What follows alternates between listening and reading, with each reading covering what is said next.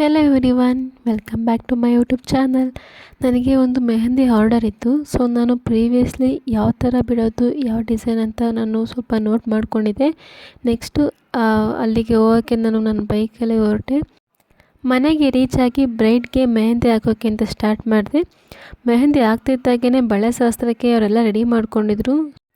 So bride ಬಳೆ ಶಾಸ್ತ್ರಕ್ಕೆ ಅಂತ ಹೋದರು.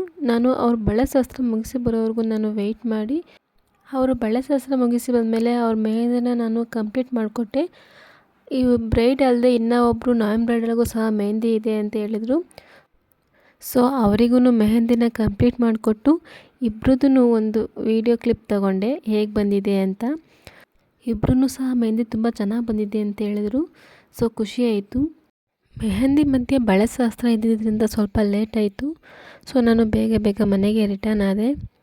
Thank you for watching.